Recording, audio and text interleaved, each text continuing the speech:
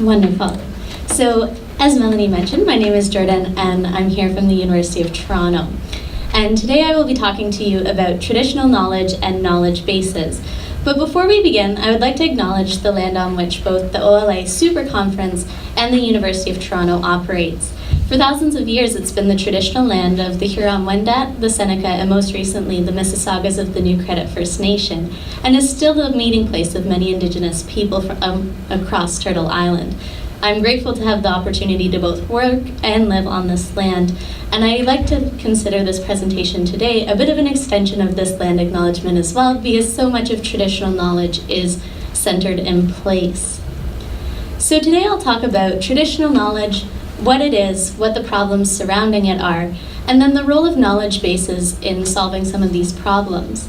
This will be followed by why this is important as Canadian academic librarians. So traditional knowledge is knowledge, know-how, skills, and practices that are developed, sustained, and passed on from generation to generation, and it forms a part of a cultural identity. Often traditional knowledge is sacred and can include many of these traditional cultural expressions. Both of these definitions were taken from the World Intellectual Property Organization, which Canada has been a member of since 1970. So it does provide a bit of a legal framework, as well as it also provides best practice guidelines that are developed to help us as cultural institutions in dealing with these materials. I would like to ask, and there's going to be a bit of a spoiler alert, who has traditional knowledge in their collections? I'm going to guess everybody. I've included a little tiny almost, just in case I'm mistaken, but it is so common, especially as a North American institution. But what's the problem with this? Because many of these objects were collected without the consent of traditional owners, or stolen, the custodial organizations, which are often us, are now facing the challenge of determining ownership and seeking direction from the rightful owners on the future of these objects.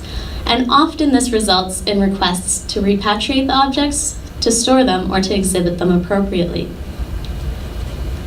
What can be done? I'm going to be talking about the role of knowledge bases, and I'm going to be bringing up some examples from both the American and Australian context, because there's been quite a bit of success.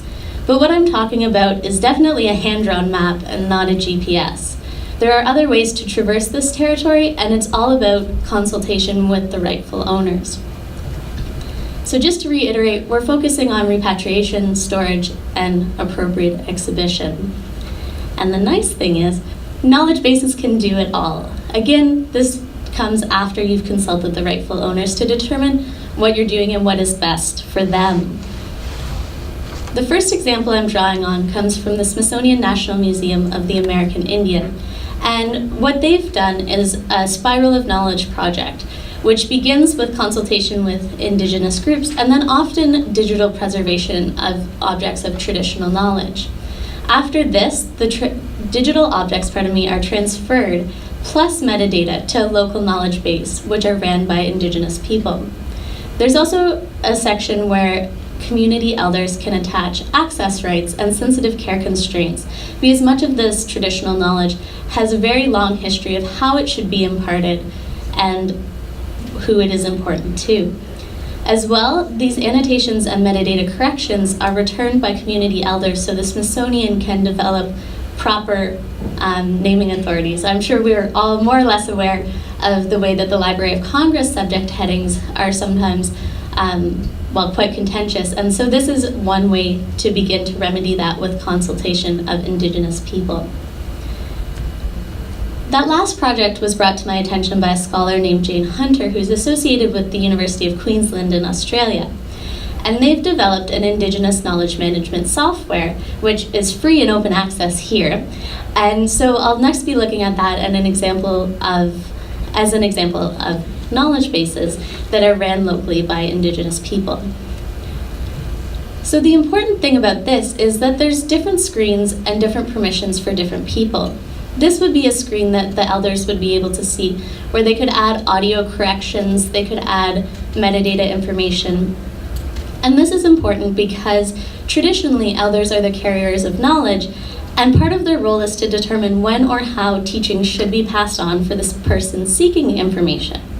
While digitally imparting information is certainly different, the same principles apply, especially for information that is context-dependent, sensitive, or dealing with religious content. This would then look different for a user because, as you can see in the top right-hand corner, there's the opportunity to log in, and this can signify a user's band membership as well as their gender, their age, and these are things that might be given differential permissioning by the elders for certain objects. Additionally, knowledge bases are really, really handy because they can structure knowledge in a way that relates to traditional Indigenous ways of knowing, as well in traditional languages. So what would this look like in practice? This is an example, again from Australia, the Era Irataha project. And so this began in 1994. And the repatriation efforts were so successful that by 2015, they have tracked down over 150,000 objects and articles of traditional knowledge. They've been made available both to the people who are the owners of the traditional knowledge, but then also, this is very important because it has resulted in policies that govern the relationships between collecting institutions and the Anagu people who it represents. But why does it work, and why would it work for us in a Canadian context? This is a quote from an Australian government publication that says that one of the best features of the databases, or knowledge bases as I've been referring to them, is that communities can record and manage their own information, including traditional knowledge. It also encourages collaboration between the collecting institutions and the rightful owners.